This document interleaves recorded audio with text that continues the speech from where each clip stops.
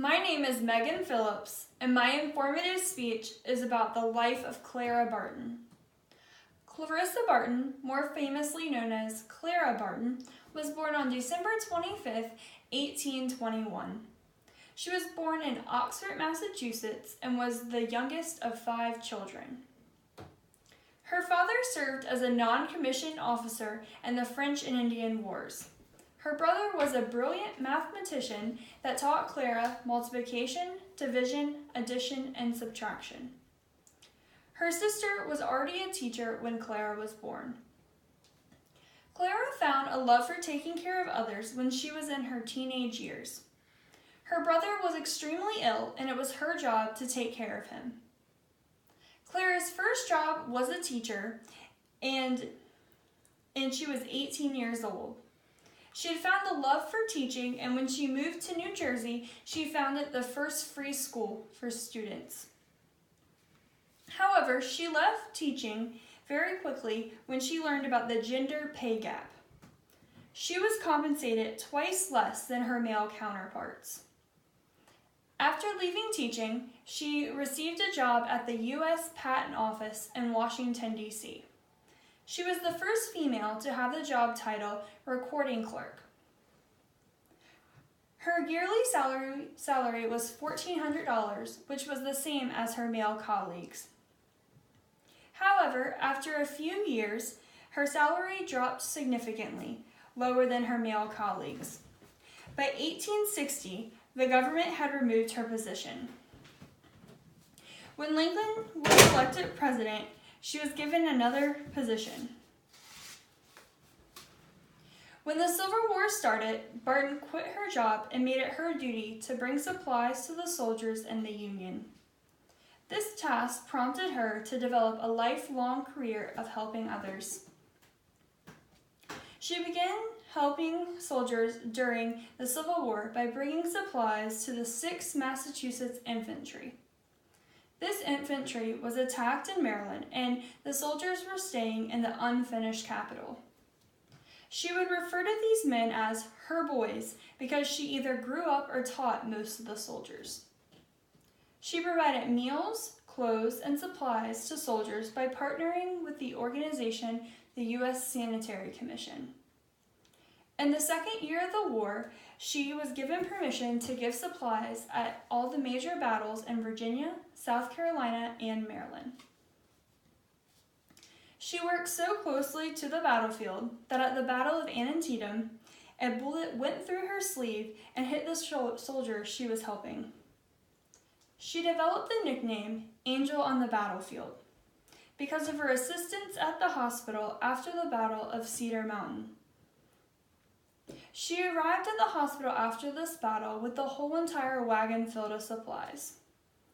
After the disaster, one of the surgeons said to her, and I quote, "I thought that night if heaven ever sent out an angel, she must be one.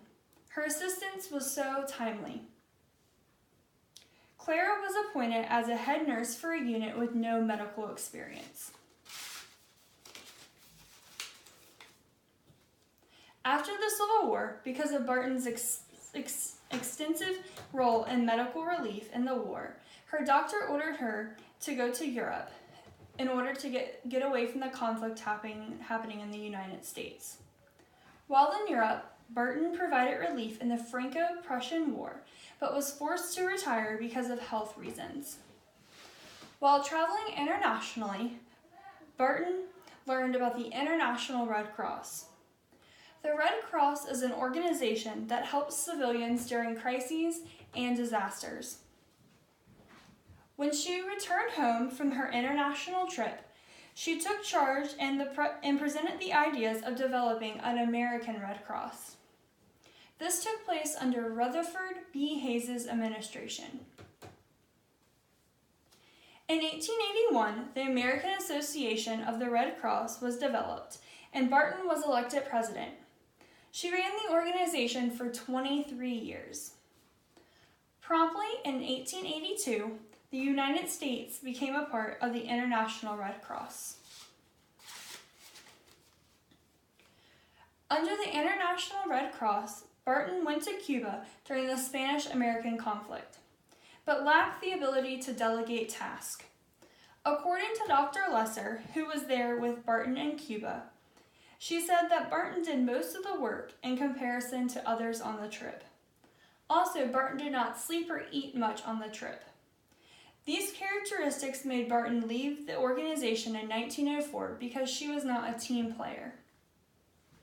Barton wrote several books about the development of the American Red Cross and the Global Red Cross Network. Also, she wrote a short autobiography about her life. Barton worked on humanitarian projects and throughout several foreign wars and domestic crises until her death in 1912. She passed away at her home in Glen Echo, Maryland at the age of 91.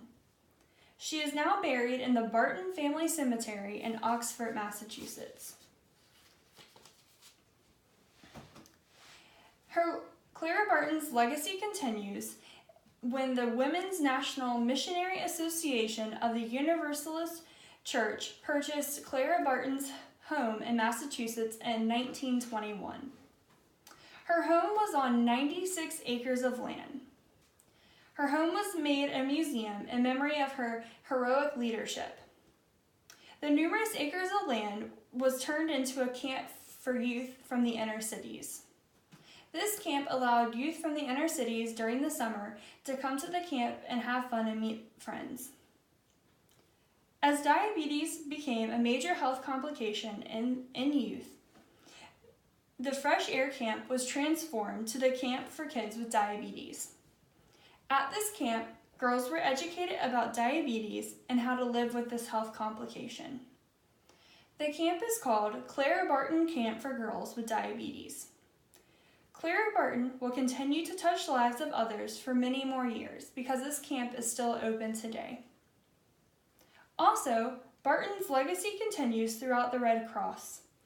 It is now 2017, and the Red Cross organization is still a huge part of disaster relief in the United States. Statistics show that every 8 minutes, the Red Cross is responding to an emergency in the United States. An interesting fact about the American Red Cross is they began the first nationwide civilian blood program. This resulted in the Red Cross giving over 40% of the blood and blood products in the United States. Clara Barton's heroism has impacted millions of lives throughout the years, and her legacy will continue for many more years to come. I would like to end this speech with a famous quote from Clara Barton. "You must never so much think as whether you like it or not, whether it is bearable or not. You must never think of anything except the need and how to meet it." Again, my name is Megan Phillips, and my informative speech was about the life of Clara Barton. Thank you for listening.